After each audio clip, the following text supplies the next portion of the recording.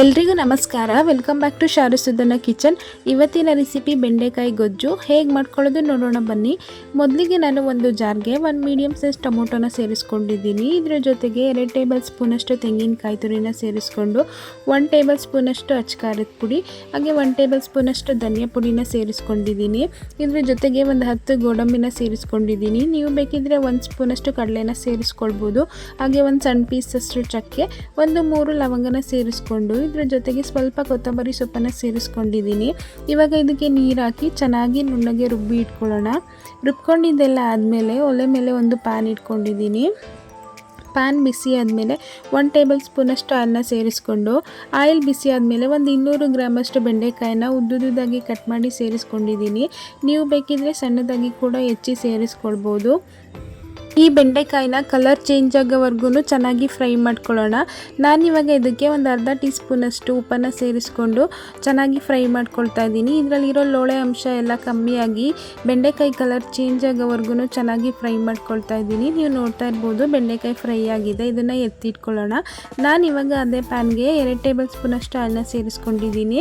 Oil ಬಿಸಿ ಆದಮೇಲೆ ಒಂದು 1/4 tea ಸ್ಪೂನಷ್ಟು ಸಾಸಿವೆನ ಸೇರಿಸ್ಕೊಂಡು ಇದ್ರ ಜೊತೆಗೆ 1 ಮೀಡಿಯಮ್ ಸೈಜ್ ಈರುಳ್ಳಿನ ಸಣ್ಣದಾಗಿ ಹೆಚ್ಚಿ ಸೇರಿಸ್ಕೊಂಡಿದ್ದೀನಿ. ಈ ಈರುಳ್ಳಿನ ಸ್ವಲ್ಪ ಕಲರ್ ಚೇಂಜ್ ಆಗೋವರೆಗೂ ಚೆನ್ನಾಗಿ ಫ್ರೈ ಮಾಡ್ಕೊಳ್ಳೋಣ.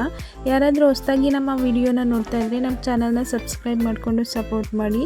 ಹಾಗೆ ನಾನಿವಾಗ ಇದ್ರ ಜೊತೆಗೆ ಸ್ವಲ್ಪ ಕರಿಬೇವಿನ ಸೊಪ್ಪನ್ನು ಸೇರಿಸ್ಕೊಳ್ತಾ ಇದ್ದೀನಿ. ಇವಾಗ ಇದ್ರ ಜೊತೆಗೆ ಒಂದು ಅರ್ಧ ಟೀ ಸ್ಪೂನಷ್ಟು ಶುಂಠಿ ಬೆಳ್ಳುಳ್ಳಿ ಪೇಸ್ಟನ್ನು ಸೇರಿಸ್ಕೊಂಡಿದ್ದೀನಿ. ಇದ್ರದ್ದು ಹಸಿ ಸ್ಮೆಲ್ ಹೋಗೋವರೆಗೂ ಚೆನ್ನಾಗಿ ಫ್ರೈ ಮಾಡಿಕೊಂಡು ಇದ್ರ ಜೊತೆಗೆ ಒಂದು ಚಿಟಿಕೆಯಷ್ಟು ಅರಿಶಿಣ ಪುಡಿನ ಕೂಡ ಸೇರಿಸ್ಕೊಂಡು ಹಾಗೆ ಒಂದು ಸಲ ಚೆನ್ನಾಗಿ ಮಿಕ್ಸ್ ಮಾಡ್ಕೊಳ್ತಾ ಇದ್ದೀನಿ. ಇವಾಗ ಇದ್ರ ಜೊತೆಗೆ ನಾವು ಮೊದಲೇ ರುಬ್ಬಿಟ್ಕೊಂಡಿರೋಂತಹ ಮಸಾಲೆನ ಸೇರಿಸ್ಕೊಂಡು ಚೆನ್ನಾಗಿ ಫ್ರೈ ಮಾಡ್ಕೊಳ್ಬೇಕಾಗತ್ತೆ. ಈ ಮಸಾಲೆ ಹಸಿ ಸ್ಮೆಲ್ಲೆಲ್ಲ ಹೋಗಿ ಎಣ್ಣೆ ಬಿಟ್ಕೊಳ್ಳೋವರೆಗೂ ಚೆನ್ನಾಗಿ ಫ್ರೈ ಮಾಡ್ಕೊಳ್ಳೋಣ. ಈ ಮಸಾಲೆ ಎಷ್ಟು ಚೆನ್ನಾಗಿ ಫ್ರೈ ಮಾಡ್ಕೊಳ್ತೀವೋ ಅಷ್ಟು ಚೆನ್ನಾಗಿ ಬರುತ್ತೆ ಬೆಂಡೆಕಾಯಿ ಗೊಜ್ಜು. ನೀವು ನೋಡ್ತಾ ಇರ್ಬೋದು ಇವಾಗ ಈ ಮಸಾಲೆ ಚೆನ್ನಾಗಿ ಫ್ರೈ ಆಗಿದೆ. ನಾನಿವಾಗ ಇದಕ್ಕೆ ಒಂದು ಸಣ್ಣ ಗ್ಲಾಸಷ್ಟು ಒಂದು 100 ml ಅಷ್ಟು ನೀರನ್ನು ಸೇರಿಸ್ಕೊಳ್ತಾ ಇದ್ದೀನಿ. ನಿಮಗೆ ತೆಳುವಾಗಿ ಬೇಕು ಅಂತ ಅನಿಸಿದರೆ ನೀವು ಬೇಕಾದರೆ ಜಾಸ್ತಿ ನೀರನ್ನ ಕೂಡ ಸೇರಿಸ್ಕೊಳ್ಬೋದು.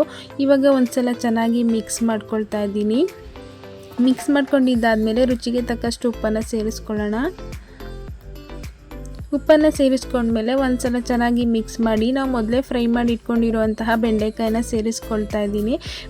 ಬೆಂಡೆಕಾಯಿನ ಸೇರಿಸಿದ್ಮೇಲೆ ಒಂದು ಸಲ ಚೆನ್ನಾಗಿ ಮಿಕ್ಸ್ ಮಾಡ್ಕೊಳ್ಳೋಣ. ನಾವು ಬೆಂಡೆಕಾಯಿನ ಮೊದಲೇ ಚೆನ್ನಾಗಿ ಫ್ರೈ ಮಾಡ್ಕೊಂಡಿರೋದ್ರಿಂದ ಹಾಗೆ ಮಸಾಲೆನೂ ಚೆನ್ನಾಗಿ ಫ್ರೈ ಮಾಡ್ಕೊಂಡಿರೋದ್ರಿಂದ ಜಾಸ್ತಿ ಬೇಯಿಸ್ಕೊಳ್ಳೋ ಅವಶ್ಯಕತೆ ಇರೋದಿಲ್ಲ. ಒಂದು 3 ರಿಂದ 4 ನಿಮಿಷ ಮೀಡಿಯಮ್ ಫ್ಲೇಮ್ನಲ್ಲಿ ಬೇಯಿಸ್ಕೊಂಡ್ರೆ ಸಾಕಾಗುತ್ತೆ. ಈ ಬೆಂಡೆಕಾಯಿ ಗೊಜ್ಜು ರೆಡಿ ಆಗುತ್ತೆ. ಹಾಗೆ ದೋಸೆ, ಚಪಾತಿ, ರೊಟ್ಟಿ, ಅನ್ನ ಎಲ್ಲದಕ್ಕೂ ತುಂಬಾ ಚೆನ್ನಾಗಿರುತ್ತೆ. ನೀವು ಒಂದು ಸಲ ಈ ರೆಸಿಪಿನ ಟ್ರೈ ಮಾಡಿ. ಹೇಗೆ ಬಂದಿತ್ತು ಅಂತ ಕಮೆಂಟ್ ಮಾಡಿ ತಿಳಿಸೋದನ್ನು ಮರಿಬೇಡಿ. ಈ ವಿಡಿಯೋ ನಿಮಗೆ ಇಷ್ಟ ಆಗಿದರೆ ಲೈಕ್ ಮಾಡಿ, ಶೇರ್ ಮಾಡಿ, ಕಮೆಂಟ್ ಮಾಡಿ. ನಮ್ಮ ಚಾನಲ್ನ ಸಬ್ಸ್ಕ್ರೈಬ್ ಮಾಡಿಕೊಂಡು ಸಪೋರ್ಟ್ ಮಾಡಿ. Thanks for watching.